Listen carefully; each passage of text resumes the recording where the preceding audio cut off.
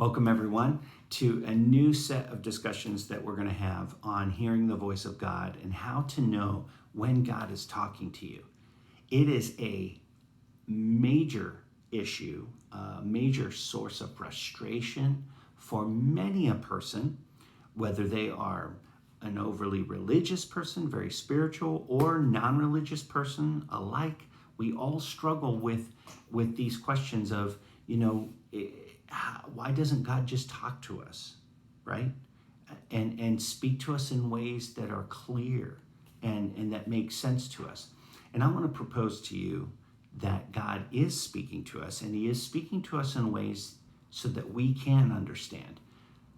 In fact, to kick things off today, in Job chapter 33, verse 14 in the Bible, the Christian Bible, it says, "For God does speak." So right there it is. God does speak. He is speaking. "For God does speak, now one way and now another." So notice that. It's not exactly the same way every time. So if you're looking for just one mode of communication, it's not happening that way. And it doesn't happen that way in life. So this really shouldn't surprise us. As human beings, a very large part of our communication is nonverbal. So yes, we communicate through words that are spoken, but we also communicate through nonverbal communication, not just in words such as writing them down, but we also communicate through body language and tone, right? So those are all different ways that we can communicate, and oftentimes we can communicate without even using words. So there are many ways that we communicate. So God does speak. That answers the question. Is God speaking? Is he communicating to us today? Now one way and now another. So that answers the question of, is there one way that God speaks to us? Is there one form of communication? And then it goes on to say this. So, for God does speak, now one way and now another, but people do not perceive it. And there's your breakdown. Older translations, "for man does not perceive it." So the problem is not that God's not talking, that God is not communicating to us. The problem is we're not perceiving it.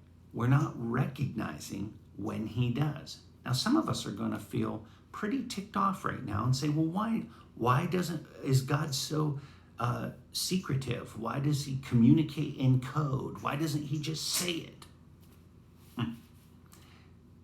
So we're going to talk about the breakdowns in communication between God who's speaking or communicating and man who's not perceiving it. In this series of discussions, we'll talk about those breakdowns, the factors in the breakdowns of communication, and we're also going to talk about how God does actually communicate and how to recognize that, and then, of course, apply that to your life. So today, here's what I want to lay a foundation with, is that God is speaking, but he doesn't do it exactly the same every time, and neither do you and I. So we shouldn't try to pigeonhole God into one form of communication. And so the breakdown of recognizing God talking to us isn't the fault of God not speaking. It's the fault of us not perceiving. Why don't we perceive?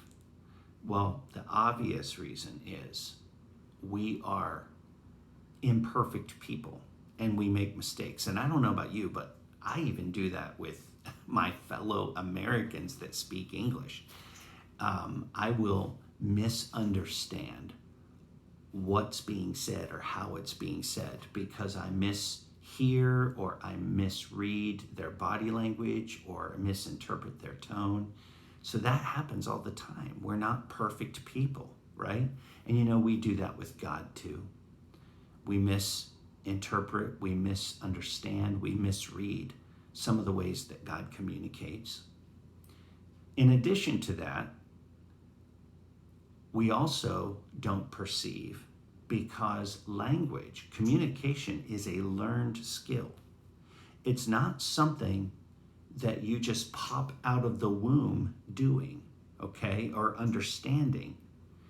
So when a baby comes into the world, it communicates in one way and one way only. It screams. That's all that a baby knows to do. It doesn't understand communication as far as the vocabulary, the words. It hears tones. It perceives body language. Are you acting loving toward it and warm? Or are you acting hostile, which is going to upset the child, right? So, but communication is a learned skill. It's something that gets developed. So here's the first thing for today that I'm going to challenge you on.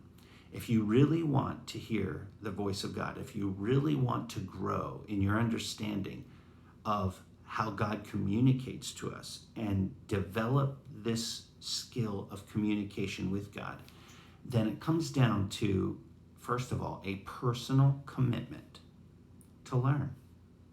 Are you willing to commit yourself to the time and the effort to develop this skill? Because you see, this is exactly what happened when you came into the world as a baby. Your parents taught you, mommy, daddy, eat, right? And you got more and more educated, more and more fluent, so that not only could you communicate effectively to them what you felt and what you wanted, but you could understand them. So today I'm just going to ask you, through this next series of discussions on how to hear the voice of God, to determine within yourself right now that you're not going to sit around and blame God for not speaking or communicating, because he is. But instead you're going to take ownership. Have you really taken the time to develop and to grow in the skill of communicating with God? And that's a big deal. The creator of the universe with finite man. We'll talk more on that later. I trust you'll have an awesome day. I pray God's blessings over you, and we'll see you in the next discussion.